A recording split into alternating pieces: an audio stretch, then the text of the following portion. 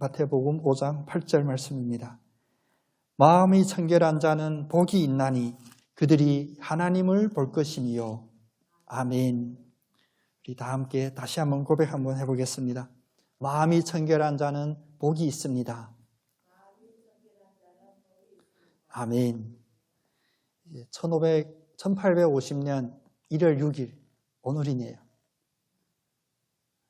아침에 재난 문자가 왔어요. 66년 만에 엄청난 한파가 오고 오늘 저녁부터 눈도 내린다고 그래요.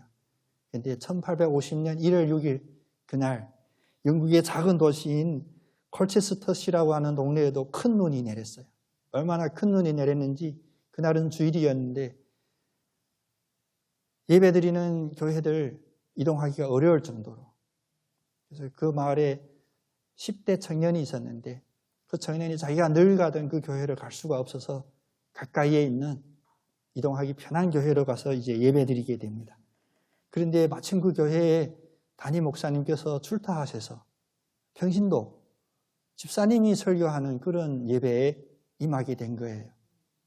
그런데 얼마나 서툴었겠어요. 물론 저도 이제 목사 안수 받은 지 16년, 17년 됐는데 저도 설교할 때마다 떨리고 하는데 그 집사님이 설교하는데 얼마나 서툴고 떨렸을까.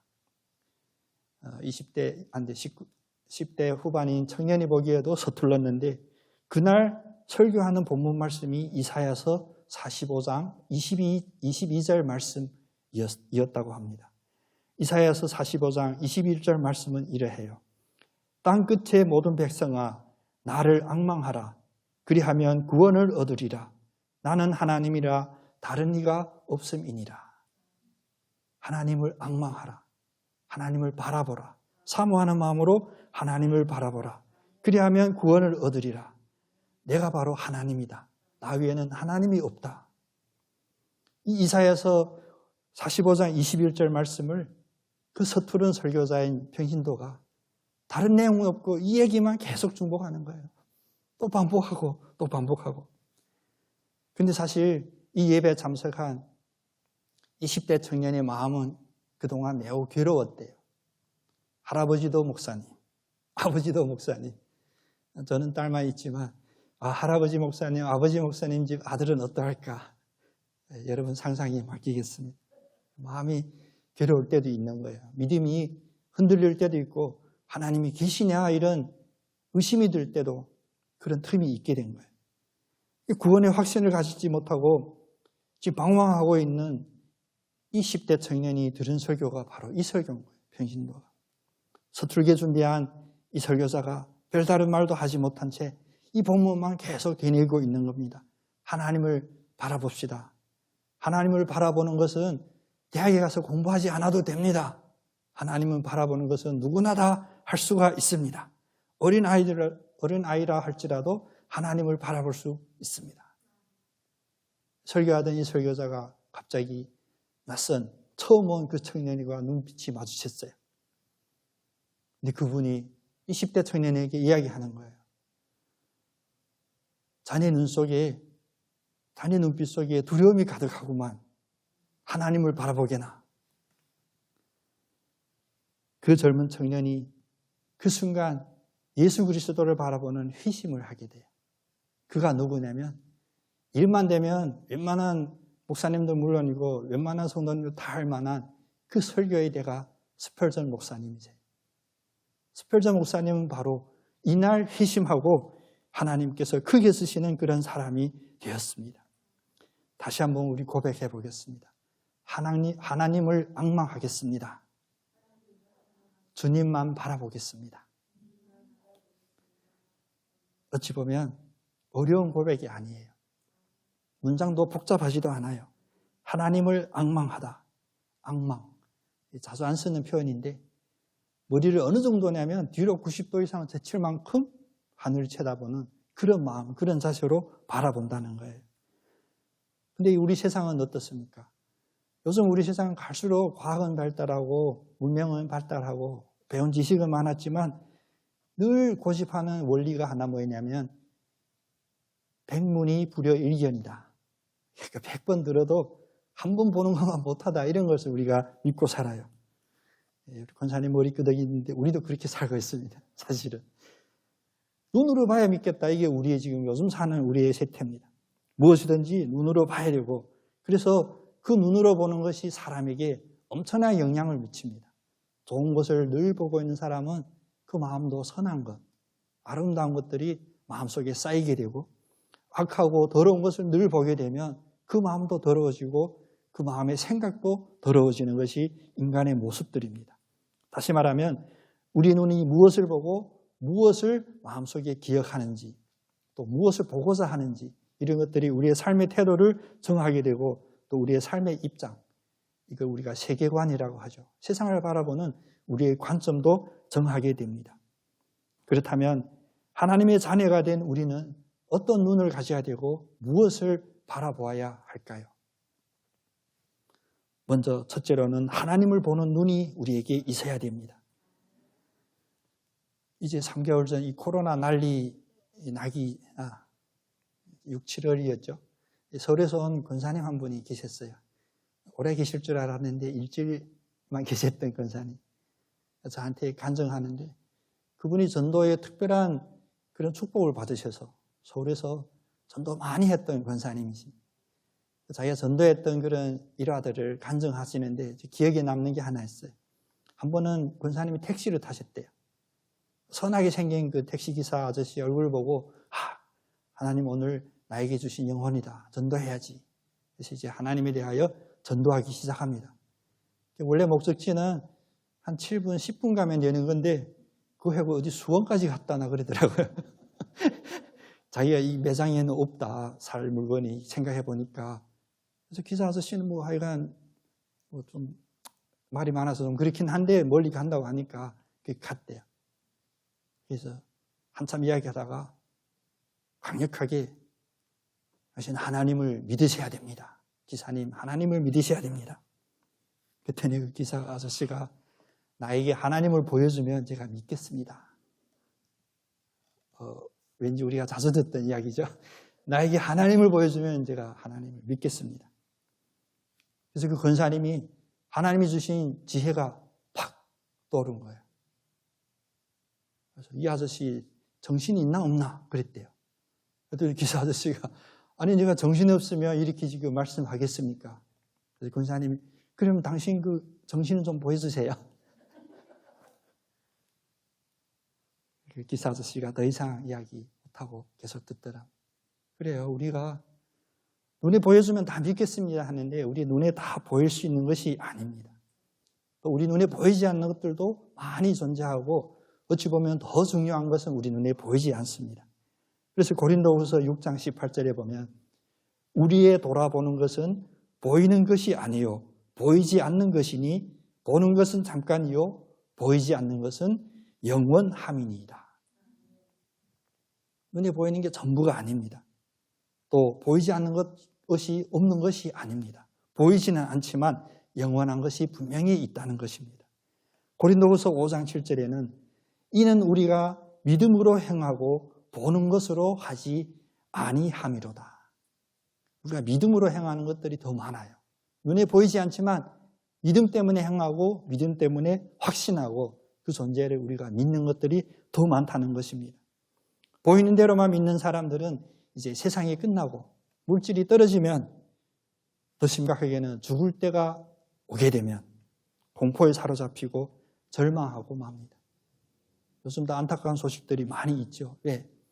눈에 보이는 대로 자기 상황을 판단하고 그 판단대로 행동하려고 하니까 절망적인 상황에서는 그런 절망적인 행동을 할 수밖에 없습니다. 하지만 보이는 대로 행하지 않고 하나님을 보는 그 믿음, 세상 사람들이 보지 못하지만 우리 눈에는 보이는 그런 성도들은 그렇게 살지를 않습니다. 하나님의 영의 눈으로, 믿음의 눈으로 이 세상을 바라보기 때문에 그렇습니다. 그러면 어떤 사람이 눈이 하나님을 볼 수 있을까? 오늘 본문 말씀은 주님께서 마음이 청결한 자가 복이 있는데 그들이 하나님을 볼 것이다 라고 말합니다. 청결하다. 여러분 청결하다 하면 어떤 의미가 먼저 떠오르시나요? 청소 잘 해서 깨끗한 거. 그렇습니다. 우리가 통상적으로 이해하는 청결이란 깨끗함 이런 거예요. 맞습니다. 깨끗하다는 뜻이 있어요. 하얀 옷에 흠 하나 없이 하얀 거. 근데 더 중요한 것은 원어로 보면 두 번째 뜻이 있는데 그 두 번째 뜻은 뭐냐면 껍질에 쌓여 있는 우리 곡식들, 벼 같은 거, 그 껍질을 다 까발려서 안에 있는 속살만 드러나게 순수하게 하는 것, 이것을 청결하다라고 합니다.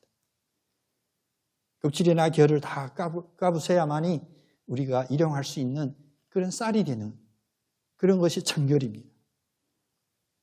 때문에 여기서 우리가 깨달아야 될 것은 하나님이 말씀하는 이 청결한 사람, 마음이 깨끗한 사람, 거기에는 무엇이냐면 마음에 쌓여 있었던 껍질들, 쓸데없는 위선들, 이런 것들을 다 까발려버리고 그 뒤집어 쓴 것들은 다 벗기는 그런 사람이 마음이 청결한 사람이라는 것입니다.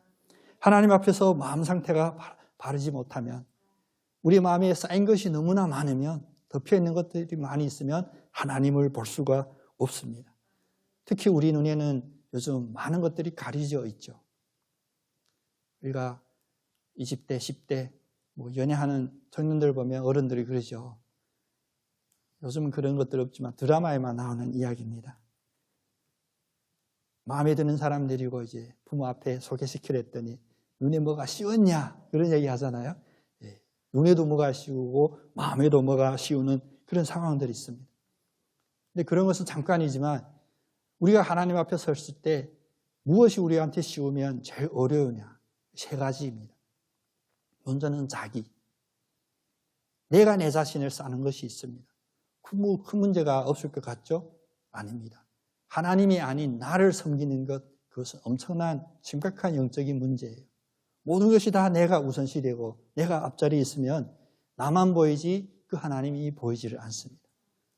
두 번째는 무엇이냐면 돈 사랑입니다. 돈이, 물질이 우리 눈을 가리면 아무것도 보이지가 않아요. 세 번째는 이제 자기중심, 돈중심이면 당연하게 따르는 쾌락. 내 육신에 잠깐이라도 좋아. 그냥 기분 좋으면 좋겠어. 윤리도 무시하고 하나님의 섭리도 무시하고 이런 것들이 우리의 마음을 덮기 때문에 하나님을 바라볼 수가 없습니다. 마태복음 6장 19절 24절에서 예수님께서는 우리의 마음에 쌓인 것들 중에 이런 껍질들을 벗기기를 간절히 원하셨습니다. 그래서 말씀하시기를 보물을 땅에 쌓지 말라. 네 보물이 있는 그곳에 내 마음도 있느니라.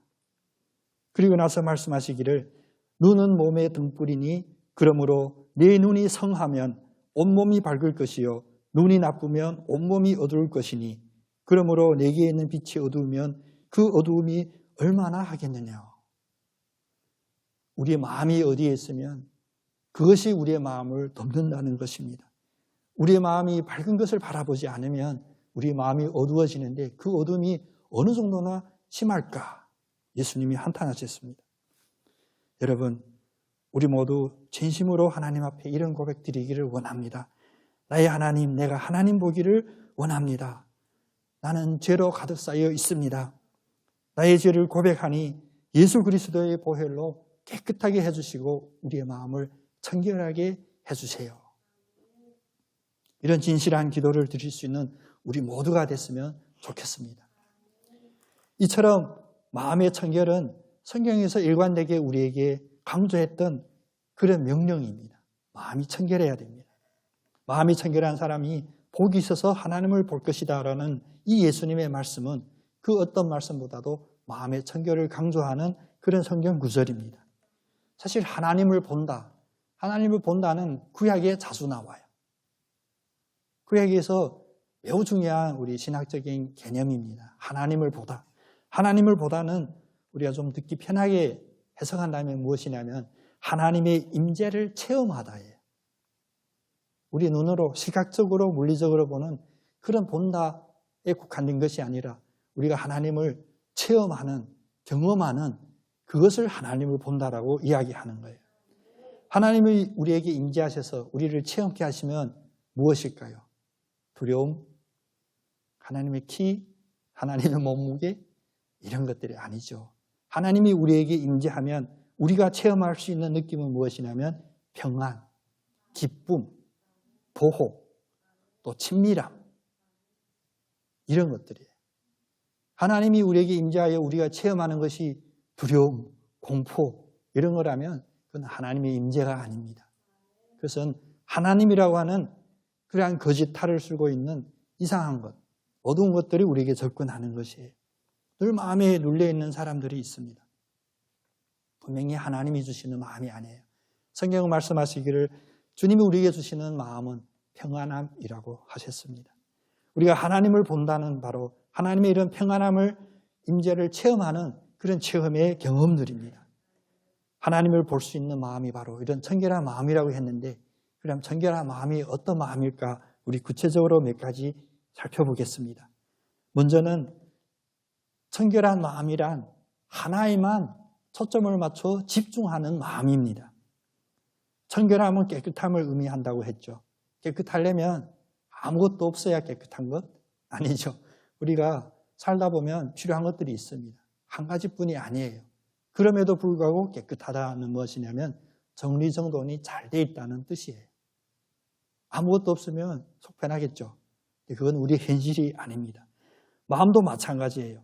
마음도 여러 가지 마음들이 우리 속에 있지만 그것을 잘 정돈하여 목표, 한 가지 초점에 집중할 수가 있어야 됩니다. 그 마음이 여러 가지 상황 때문에 산만해 있고 흩어져 있으면 그것은 집중된 마음이 아니요, 다시 말하면 청결한 마음이 아닙니다.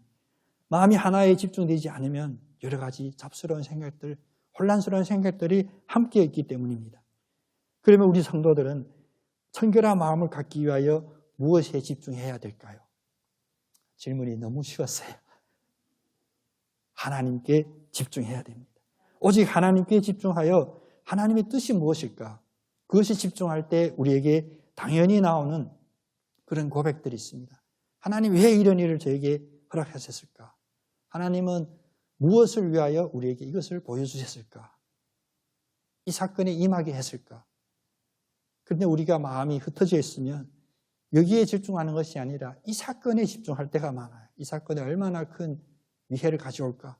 얼마나 나에게 고통을 줄까? 이런 것을 미리 그 좋은 머리로 생각하고 앞서 나가게 됩니다. 그러나 시편 37편 34절 말씀 우리 한번 봅니다. 37편 34절에 여호와를 바라고 그의 도를 지키라. 하나님을 바라보고 하나님의 도, 하나님의 그 진리를, 그 뜻을 우리가 따른다는 것이 바로 우리의 마음이 집중되는 거예요. 물론 하나님의 백성들 가운데도 하나님께 집중하지 못하는 때들을 구약 성경에서는 많이 보여줘요. 대표적인 예로 열왕기상 18장 21절 그 이하에 보면 선지자 엘리야를 통하여 이런 이야기를 합니다.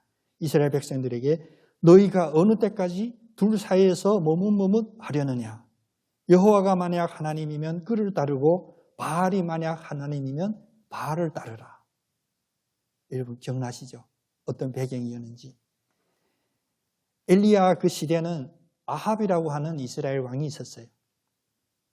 국력도 나름 괜찮았어요. 힘 있는 나라였어요. 그래서 나라가 이렇게 부강해지니까 이 아합은 결혼하는데 누구하고 결혼하냐? 이방 나라, 그 정략 결혼이라고 그러죠. 이방 나라 여자를 아내로 맞이했습니다.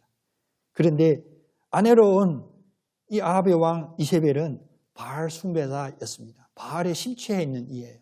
그래서 그는 시집 올 때 여러 가지 많이 갖고 왔지만 제일 중요한 것, 제일 귀하게 여기는 게 뭐냐면 이 바알 신을 섬기는 선지자들, 그 우상들, 이런 것들을 갖고 왔어요. 참 쉽지 않죠. 결혼이라는 게.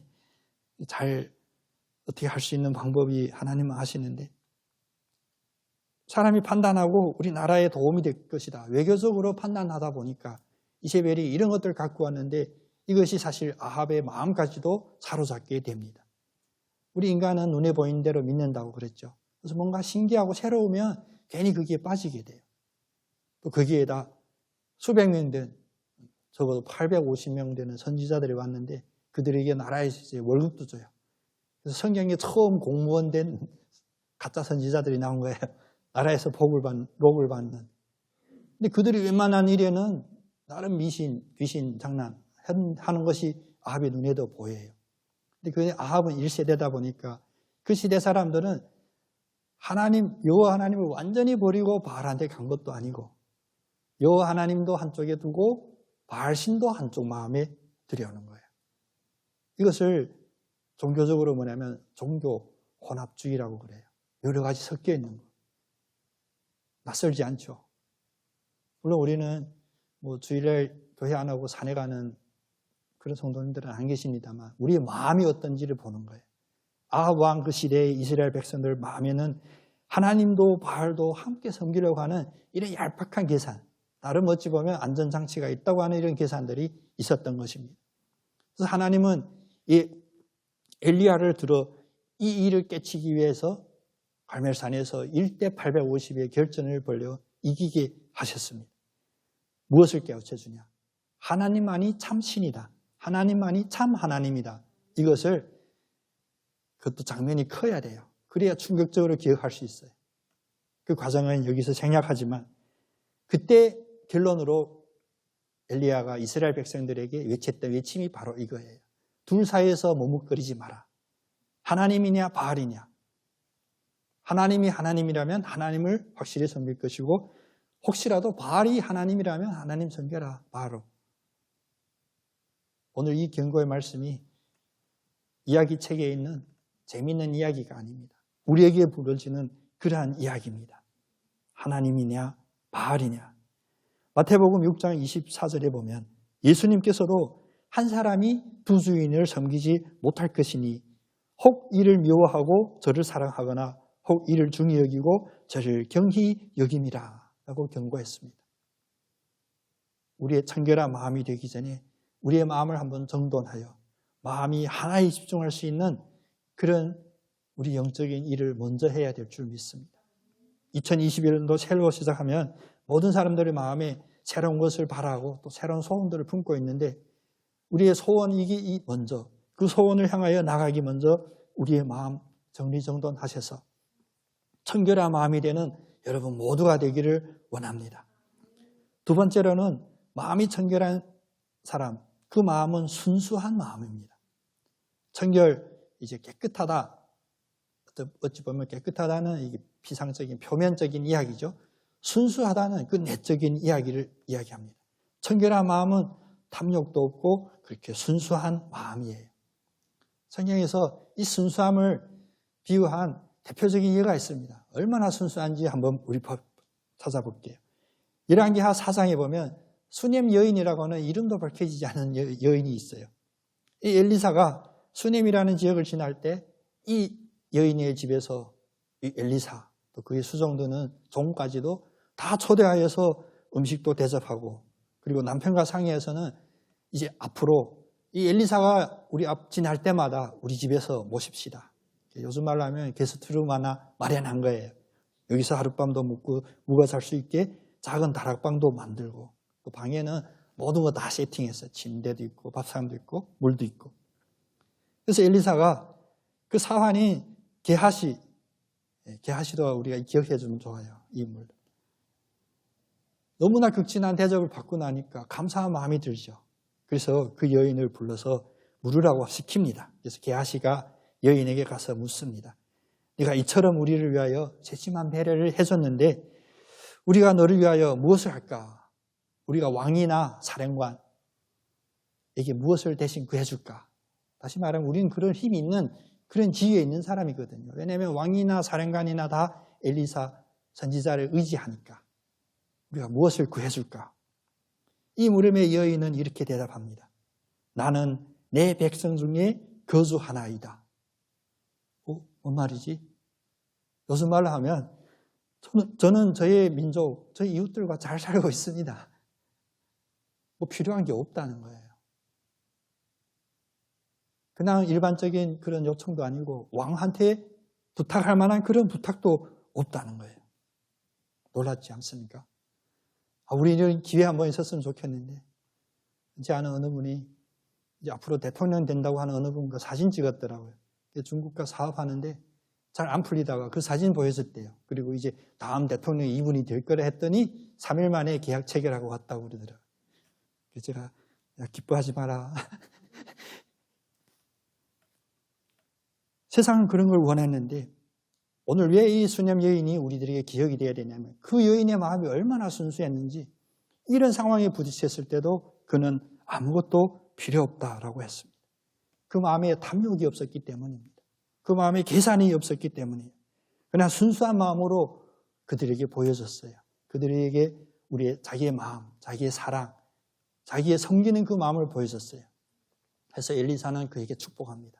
그래서 그에게 아들을 낳게 했습니다. 아들을 선물로 얻었습니다.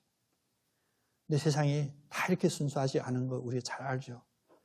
세상이 얼마나 심했으면 저 어렸을 때 제 딸애한테 동화, 우리나라 민속 읽어주게 되는데 원치 않게 그거 보면서 이제 깨달은 거 많아요. 내가 잘 몰랐던 이야기도 있고 생각해볼만 하고 결국 아이들이 읽을 책들이 아니더라고요. 그중에 어느 날 겨울에 농사 짓는 농부가 그 해 무를 심었는데 엄청난 무를 뭐라 부르지? 한개라고 부르죠. 엄청난 무 하나를 가을에 얻은 거예요. 너무 희한해가지고 그것을 그 겨울에 원님한테 갖다가 선물로 드리려고 찾아갔어요. 원님한테 제가 농사를 했는데 원님께서 우리 고을을 너무나 잘 다스려주고 인내하게 하셔서 이렇게 특이한 걸 얻었습니다. 그래서 선물로 드리려고 갖고 왔습니다. 원님 너무 감사하죠. 그래서 밑에 종한테 물었어요. 야 가봐, 창고에 뭐가 있냐? 종이 뛰어갔다 오더니 얘기해요. 창고에 황소 한 마리 있습니다. 그럼 이 무는 창고에 드리고 황소 이 농부한테 상으로 담례로 드려. 그래서 농부는 소 한 마리 갖고 갔어요. 이웃이 드리니까 배 아픈 거예요. 아니 무 하나 들고 가서 소 바꿔왔다니까. 그래서 에이, 우리 더 큰 거 얻어야지. 그래서 엄청 잘 키운 소 한 마리 끄고 원님 찾아갔어요. 똑같이 이야기합니다. 원님께서 고을을 잘 다스려줘서 이렇게 우리 소도 잘 크고 해서 선물로 갖고 왔습니다. 원님 너무 기분 좋은 거예요. 또 내 덕분에 또 이렇게 소까지 갖고 왔네. 광에 가봐. 광에 뭐가 있냐? 종이 띄워오더니 무 하나 있습니다. 그래, 소는 광에 드리고 그 무를 농부한테 주라. 우리 예상할 수 있는 이야기인데 이게 우리 삶이었어요. 순수하지 않는 이에게는 결국은 다 드러나게 됐습니다. 마음이 순수한 사람이 청결한 마음을 가진 사람이에요. 이야기가 우리가 한두 번만 하고 지나갈 수 있는 그런 이야기가 됐으면 좋겠습니다. 이제 우리 다음 크는 아이들은 이런 이야기를 안 읽고 사는 그런 세상을 살았으면 좋겠습니다. 그래서 주님께서는 제자들에게 이것저것 가르치다가 그래요. 어린아이와 같은 그 심령을 말합니다. 어린아이들이 하나님을 볼 것이고 어린아이들이 복을 받을 것이다. 그것은 철없다가 아니라 그렇게 마음이 깨끗하고 순수함을 이야기하는 것입니다. 마지막 세 번째는 마음이 청결한 사람은 진실한 마음을 가져야 돼요.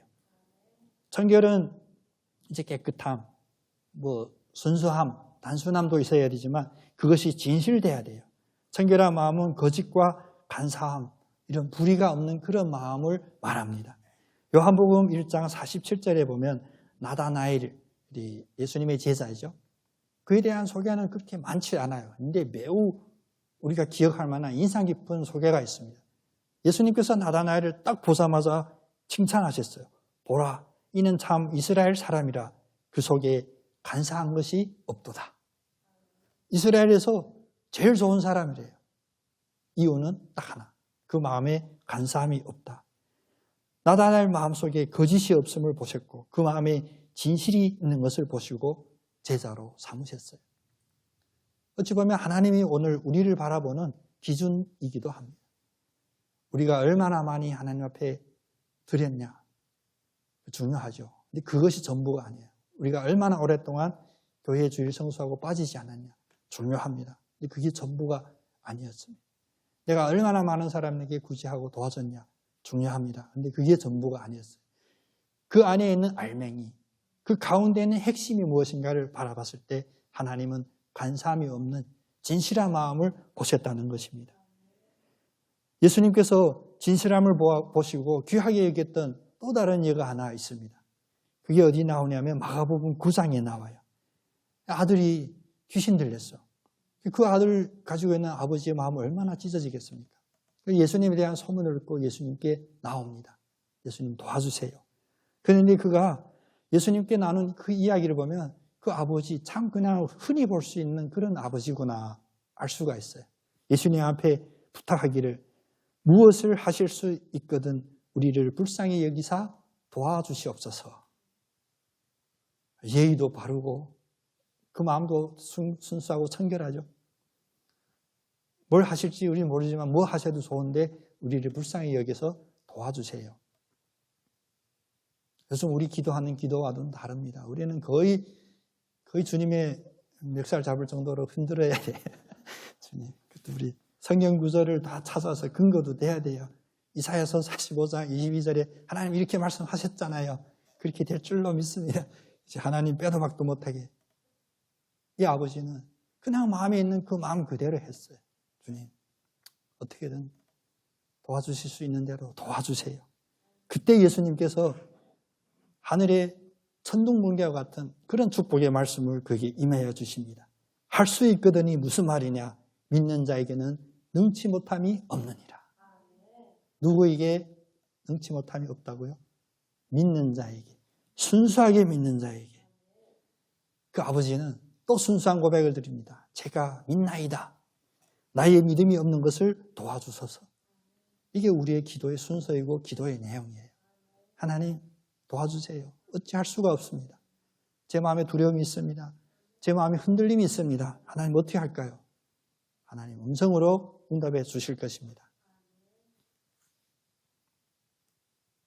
믿는 자에게 능치 못할 일이 없다는 이 말씀이 어제 그제 새로 나온 뉴스가 아니에요. 주님께서 제자들에게 이 말씀을 남기고 2000년이 넘어갔어요. 그런데도 우리의 삶 속에서는 아직도 흔들림이 있고 우리가 기도할 때 우리의 마음에 아직도 진실되지 못한 부분들이 섞여 있다는 것, 우리 하나님 앞에 다시 한번 돌아볼 수 있는 그런 영적인 계기가 되기를 원합니다. 예수님께서는 그 흔한 아버지, 그냥 순수하고 단순한 그 아버지의 그 기도, 그 고백을 들으시고 아들을 고쳐주셨어요. 진실된 마음은 하나님을 보게 되고 하나님을 보게 되면 하나님의 역사하심을 체험하게 됩니다. 그것이 바로 하나님의 임재의 체험이다라고 우리가 말씀했죠. 때문에 이런 진실한 마음 중요합니다. 청결한 마음이 중요합니다. 하나님을 볼 수 있다는 것은 하나님의 형체를 우리가 이미지로 남기고 동영상으로 남기고 구체적인 어떤 것을 남기려고 하는 것이 아니라 하나님의 그 임재의 체험을 우리가 기다리는 마음이 청결한 마음입니다. 하나님께 집중하고 순수하고 진실될 마음이 우리의 마음이 됐으면 좋겠습니다. 바로 하나님을 볼 수 있는 그런 복 있는 신앙이 됐으면 좋겠습니다. 우리의 마음은 요즘 어떻습니까? 요새 무엇을 바라봅니까? 우리 눈에 무엇이 보입니까? 주님만 바라보게 해주시옵소서. 주만 앙망하게 하여 주시옵소서. 주만이 나의 하나님이고 나의 구원이십니다. 이 아름다운 고백이 우리 새해를 시작하는 새로운 고백, 또 우리가 복을 바라는 우리의 마음이 진정으로 참된 복을 받을 수 있는 그런 믿음의 고백이 되기를 원합니다.